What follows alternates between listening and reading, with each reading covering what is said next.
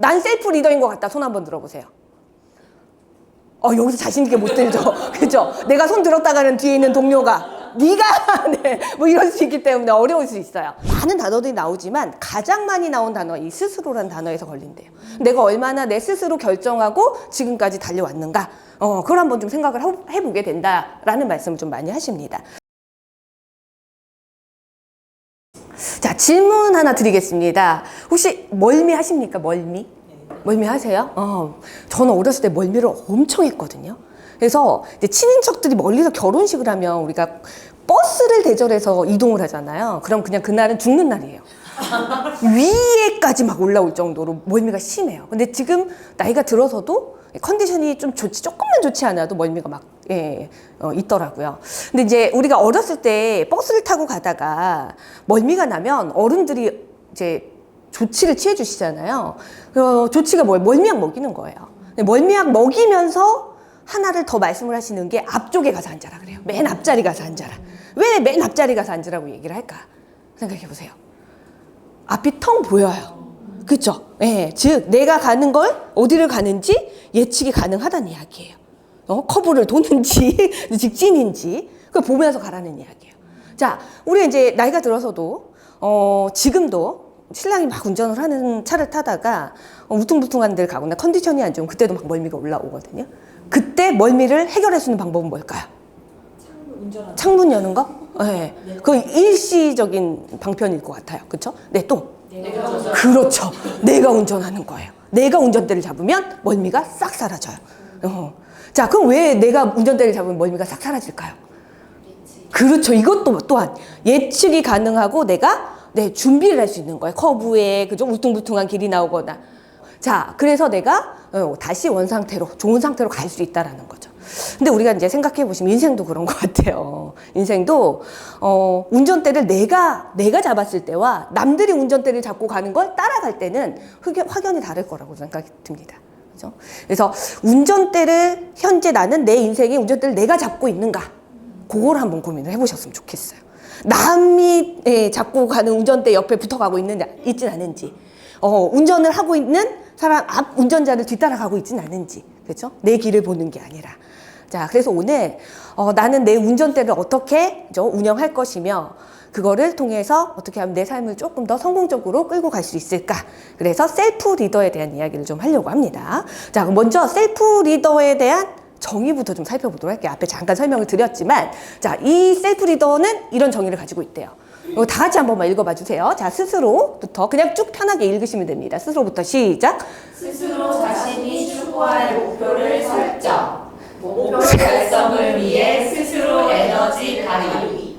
스스로 자신의 행동을 모니터링하고 스스로 보상하고 징계하면서 자신을 성공으로 이끌어가는 사람. 이게 셀프 리더래요. 어쩜 이렇게 책 읽듯이 잘 읽으세요?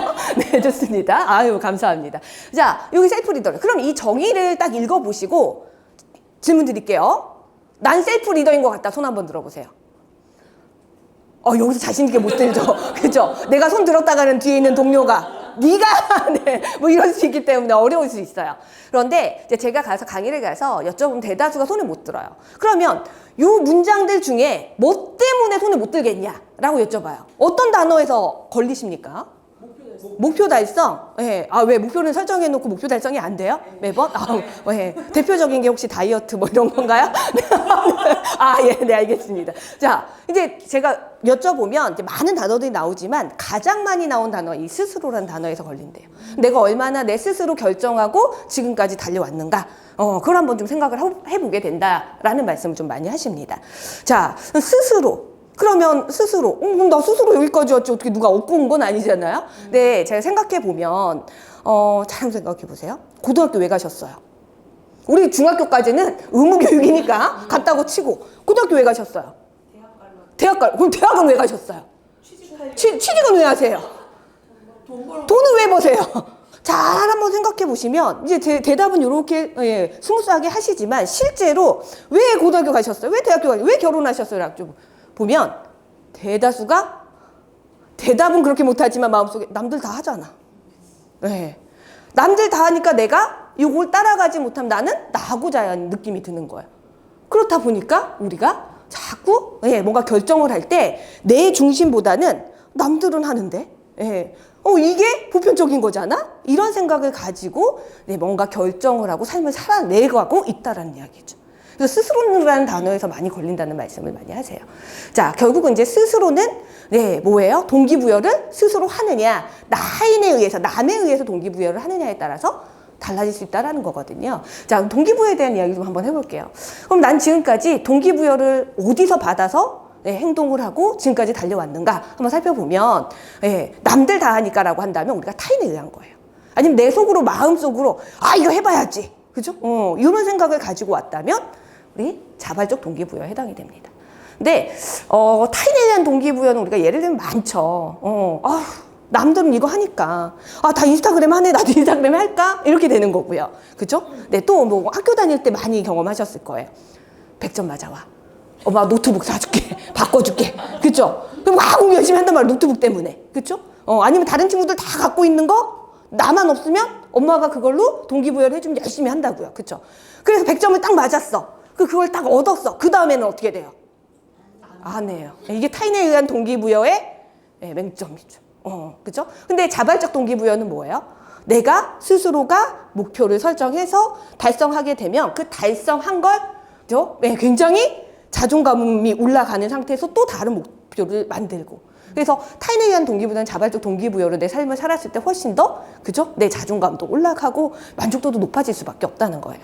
그래서 자발적 동기부여를 해야 되는데 결국은 우리가 자발적 동기부여를 하셔야 되는데 자발적 동기부여를 못해요.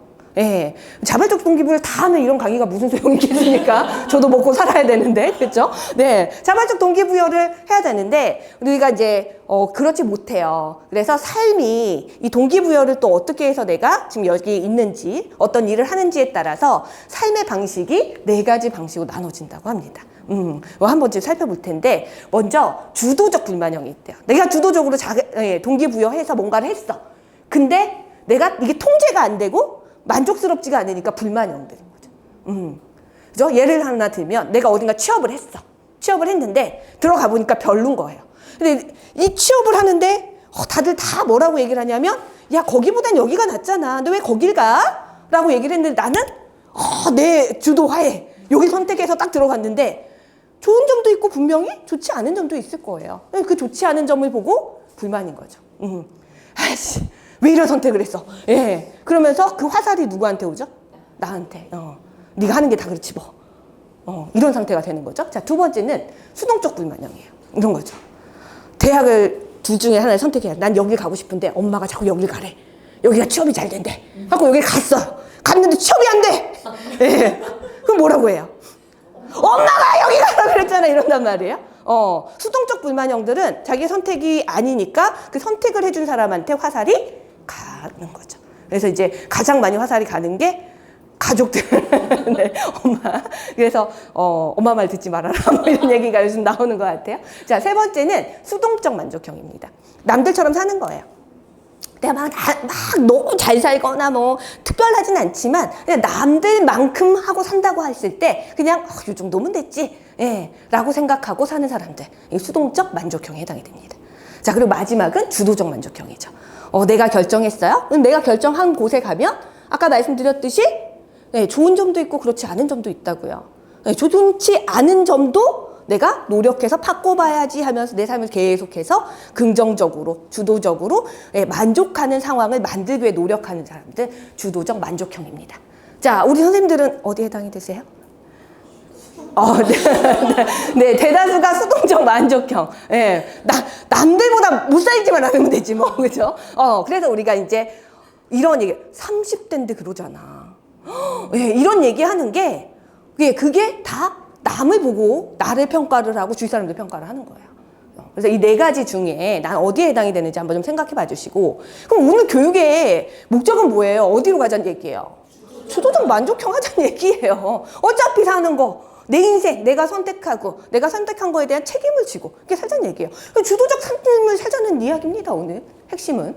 자, 그럼 주도적 만족형으로 살아야 되는데, 주도적이어야 되는데, 왜 사람들은 주도적이지 못하고 남들이 가는 방향으로 가고, 네, 내가 가려고 하는 방향보다는 이제 안정적인 걸 자꾸 선택을 하느냐? 그 이유가 뭘까요? 한번 생각해 보셔야 돼요. 그 이유가 뭘까요?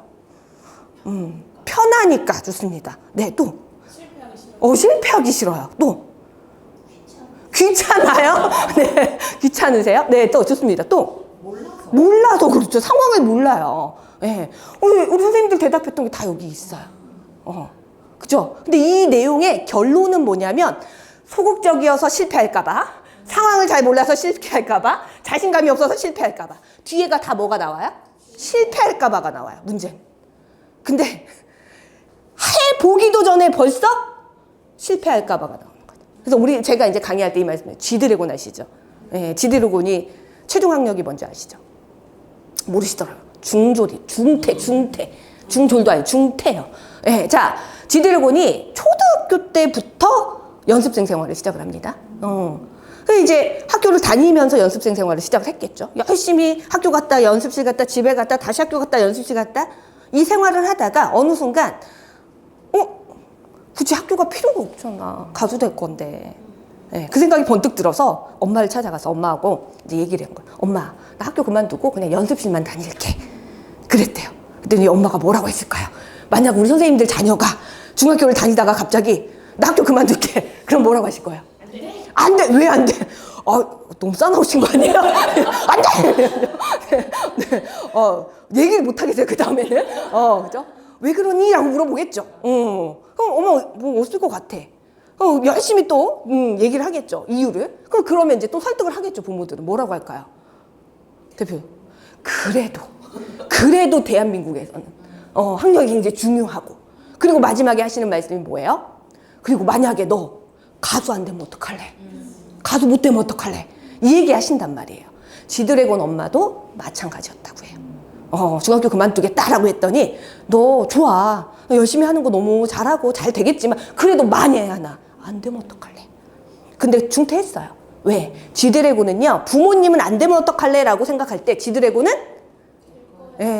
안 될 거라고 생각을 전혀 하지 않았다는 이야기죠. 그죠? 그 차이인 거예요. 셀프 리더와 도전자와 그렇지 않은 사람의 차이는 시작도 하기 전에 부정적인 사람. 시작할 시점에 잘 될 거라고 긍정성을 가지고 시작하는 사람들인 거죠. 네, 결국은 수동성을 없애기 위한 가장 좋은 방법은 긍정성이에요. 그죠? 자기 확신이 있어야 돼요. 긍정성. 자, 긍정성이 얼마나 중요한지 이야기를 좀 한번 해보도록 할게요. 혹시 1600m 1.6km거든요. 이거는 정식 종목이 제가 알기로는 없는 걸로 알고 있어요. 이건 이어 달리기인데 예전에는 종목이 있었다고 해요. 올림픽이 처음 시작이 될 때는. 근데 이제 1.6km를 전속력으로 달려야 되는 거잖아요. 너무 힘들겠잖아요. 그래서 중간에 없어진 걸로 알고 있지만 1600m를 일반인이 뛴다고 했을 때 얼마나 걸릴까요? 안 뛰어봐서 몰라, 우리는. 운동이라는 건 내 인생에 없어. 그죠? 자, 1600m를 이제 열심히 러닝 하시는 분들 계시잖아요. 이런 분들은, 조금 빠르신 분들은 6분대. 7분, 이제 우리 같은 사람들은 한 8분, 9분, 10분도 넘어갈 수도 있어요. 자, 그 정도 걸린다고 해요, 실제로. 근데 이제 올림픽에 나가는 선수들 있죠. 1.6km. 요거는 기본적으로 4분대 뛴다. 그래서 4분 안에 뛰는 이건 심장이 엄청난 박동이 있어야 되고 그걸 이겨내는 건 사실 인간으로서 힘들기 때문에 불가능하다. 그래서 모든 선수들의 목표를 4분대로 잡았다고 해요. 4분대로. 그래서 이제 그러면 선수들이 트랙에 딱 섰을 때 목표를 뭘로 잡을까요? 4분 몇 초로 뛰어야지. 그 목표를 잡고 뛰게 되어 있죠. 그런데 한 선수가 왜 안 되냐? 왜 안 된다고만 하지? 난 한번 도전해볼게. 그래서 로저 바니스터라고 하는 선수가 나는 한번 도전해보겠다라고 해서 도전을 해서 결국은 3분 59초대에 뛰었습니다. 근데 여기서 중요해요. 로저 바니스터가 뛰었어요. 그럼 로저 바니스터가 뛰기 전에는 3분대에 뛴 사람이 있다고요? 없다고요? 없어요. 근데 로저 바니스터가 뛰고 나서 1개월 후에는 몇 명이 뛰어요? 10명. 1년 후에는 37. 3년 후에는 2년 후에는 300명이 뛰더라는 거. 이게 뭐예요? 가능하구나라고 생각하는 것과 그렇지 않다라고 생각하는 건 이렇게 차이가 난다는 거예요. 그러면 이제 목표부터가 달라지는 거고요. 쟤도 했으니까 나도 하지. 목표성 그리고 긍정성 엄청 중요하다라는 겁니다. 그죠? 자, 그래서 우리가 시작점에서부터 미리 걱정하지 말자. 긍정성을 좀 만들어라. 자, 그러면 제가 이제 이 긍정성 생각이 얼마나 중요한지 좀 말씀드릴게요. 선생님들 이렇게 손 한 번만 해주세요. 고맙습니다. 제가 손 위에다가 레몬을 올려드렸어요. 받으셨나요? 네, 잘 읽었죠? 네, 제가 신경 써서 예쁜 걸로 골라왔거든요. 자, 요거 한번 까볼까요? 아, 잘 안 까져요. 레몬이 원래. 예, 막 튀고 난리 났어요, 지금. 네, 자, 예. 자, 요거 입에 넣어서 한 입 깨물어 보세요. 침이 나와요, 안 나와요? 안 나오신 분은 병원에 가보셔야 돼요. 예, 안 나오신 분은 진짜 병원 가보셔야 돼요. 자, 그럼 선생님들, 이거 진짜예요, 가짜예요? 가짜예요. 가짜인데, 있다고 생각하라 그랬더니, 예, 그죠? 침이 나오기 시작하면 벌써 보는 순간. 뇌는 바보죠. 네, 있다라고 생각하면 있게 되는 거예요. 아, 레몬이네? 까네? 아이고, 튀네? 쉬니까 침을 내보내야 되겠구나. 침을 내보내는 거예요. 뇌는 생각하기에 따라서 네, 있기도 하고 없기도 하고요. 가능하기도 하고 불가능하기도 합니다.